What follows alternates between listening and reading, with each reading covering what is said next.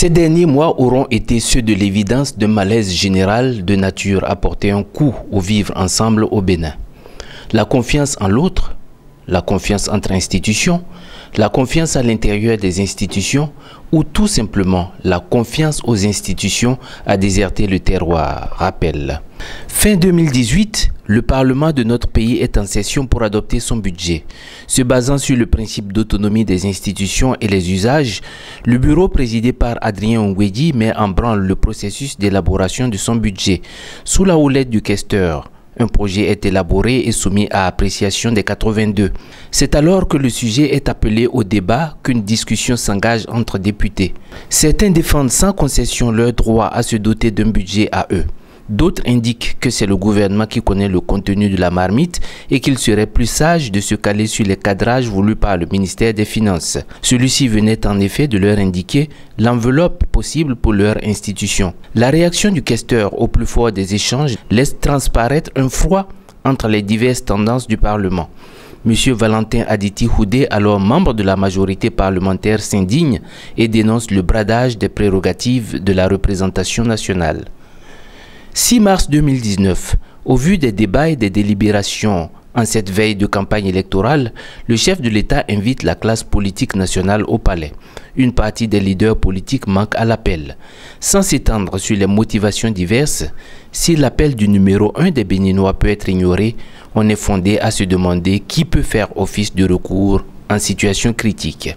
6 mars 2019, le Parti du Renouveau démocratique, parti du président de l'Assemblée nationale, l'un des plus anciens, publie un communiqué au ton grave à propos de la Commission électorale nationale autonome Sénat. Je le cite. S'agissant de la décision d'exclure le PRD, la direction exécutive nationale a jugé cette exclusion inique et illégale au regard des faits, de la loi et au regard du traitement de faveur accordé aux dossiers UP et Bloc républicain. Fin de citation. Les sous-entendus subséquents sont d'ailleurs repris le 8 mars par Force Cori pour un Bénin émergent FCBE qui conclut par la voix de son porte-parole Noureni Achade, citation, « Le Bénin n'a pas besoin d'une commission électorale qui fera de traitement de faveur pour telle ou telle autre liste, fût-elle d'un bloc ou d'un parti. » Fin de citation. De toute évidence, la confiance ne règne plus. Le reste du lambeau de la cohésion sociétale semble d'ailleurs complètement consumé avec l'audience du 11 mars 2019 devant la Cour constitutionnelle où le parti du président de l'Assemblée nationale exhibe un document qui serait révélateur d'un traitement de faveur par la Sénat en faveur des deux forces politiques favorables au pouvoir que l'institution en charge des élections a proclamé en règle, contrairement à ce qu'indiquerait le document sous possession du PRD. Ce qui vaut d'ailleurs, pense-t-on, aux dirigeants du parti, une convocation devant la brigade criminelle pour ce mardi 12 mars. Il sera certainement interrogé sur la manière dont il a obtenu le dit document. Sans préjuger de quoi que ce soit, le fait pour certaines parties à l'instruction d'évoquer le caractère confidentiel des documents de la Sénat ou encore de s'interroger sur la procédure par laquelle le parti de Maître Ongwedi a obtenu les documents cités devant la Cour constitutionnelle laisse entendre par certains qu'il ne s'agit pas d'infos, mais plutôt de vrais mal acquis.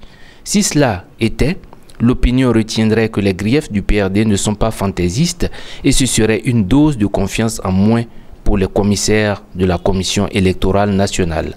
D'ores et déjà, quelle que soit l'issue de sa convocation, peu importe les mots d'apaisement et de retenue que lui-même ou ses partisans lancent, c'est un tas d'épines qui vient d'être répandu sur la piste de recherche du consensus sollicité par le pouvoir. Le missionnaire en chef du président Talon se retrouve embourbé dans des procédures judiciaires seulement 6 jours après son mandatement. Enfin, passons des politiques ou institutionnels aux citoyens ordinaires. Les concernant, nous chercherons nos sources à travers les réseaux sociaux. Comme nous y sommes tous, on appréciera les mots sulfuriques échangés au quotidien entre individus que rien n'unit ou ne divise, excepté des points de vue parfois divergents. Des expressions sans retenue sur des personnalités pour ensuite s'étonner qu'il n'existe plus de fortes personnalités pour servir de recours en temps de crise.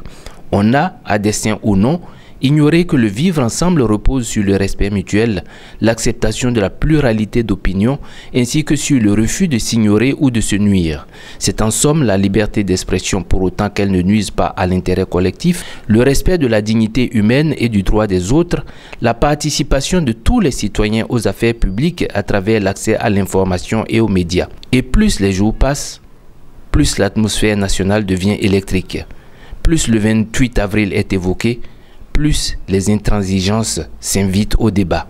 Encore heureux que la marche de l'opposition de ce lundi 11 mars 2019 se soit déroulée dans une ambiance citoyenne.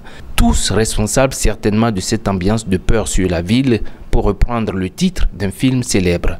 C'est le moment pour les hommes de paix de prendre ou reprendre service pour le bien commun. Plaise à Dieu et à chacun qu'aucun bain de sang. Au prochain numéro, Ovadia Web TV a dit.